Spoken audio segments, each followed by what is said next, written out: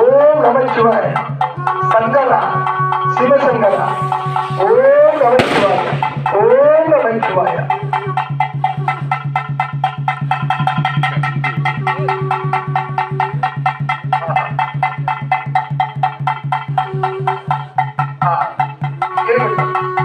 ஆக பஞ்சாகினி மத்தியில ஆக 60 அடி கம்பம் மட்டும் அல்லாமல் அப்படி பஞ்சாகினி என்று சொல்லக்கூடிய 5 வகையான அக்னி தெய்வத்தின் நடுவிலே நின்று அந்த மலை உச்சியிலே நின்று அப்படி அர்ஜுன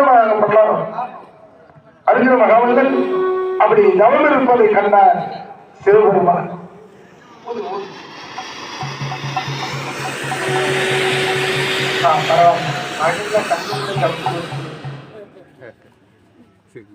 இப்படியாக அந்த பார்வதியும் பரமசிவனும் அப்படி நேராக தோன்றி, அர்ஜுனா எதற்காக இந்த தவத்தை மேற்கொண்டிருக்கிறார் என்று கேட்ட பிறகு, ஐயனை பாண்டவர்களாகிய எங்களுக்கும் கௌரவர்களுக்கும் அப்படி கடுமையான யுத்தமானது நடைபெற இருக்கும் போல் இருக்கிறது. அதனால் அவர்களை வெல்ல வேண்டுமானால் உங்களுடைய சக்தி வாய்ந்த ஆயுதம் எங்களுக்கு தேவைப்படும். கருணை கூர்ந்து அவர்களை கௌரவர்களை விடுவதற்கு தங்களுடைய பாதுகாவல் என்று சொல்லக்கூடிய யாருக்கும் கிடைத்திருக்க அறிய அந்த பாதுகாவலத்தை எனக்கு தந்தருள வேண்டும் என் பெருமானே என்று சிவபெருமானை வேண்டி நிற்க அந்த சிவபெருமானும்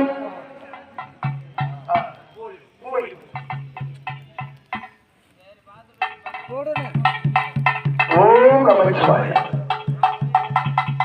ஓம் நமச்சிவாய. அள்ளி வீசினார்.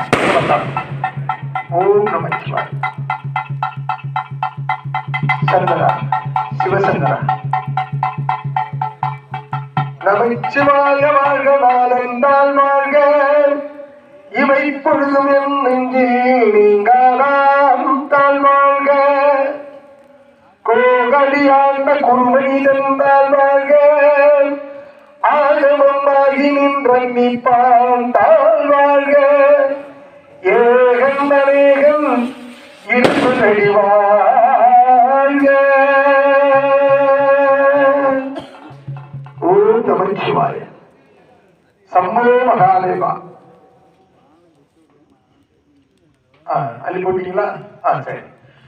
ஆக பரமசிவனும் பார்வதியும் நேராக தோன்றி அந்த அர்ஜுனனுடைய மனநிலை அறிந்து யாருக்கும் கிடைத்திருக்கிற பாதுபதாஸ்திரத்தை கொடுத்தாராம் ராமா.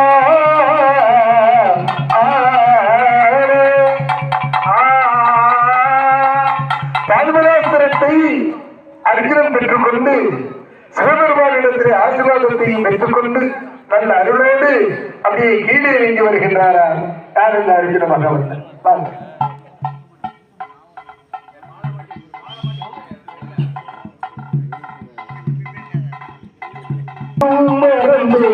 கொடிகளிலே அந்த அம்பலத்தரசோ ஆடுகின்றார் ஆடுகின்றாடி தில்லையிலே அதை பாட வந்தேன் எல்லையிலே திங்களுமானே துளமுமானே திருச்சபை மீதொரு கங்கையுமான ஆடுகின்றாடி தில்லையிலே பாட வந்தேன் எல்லையிலே.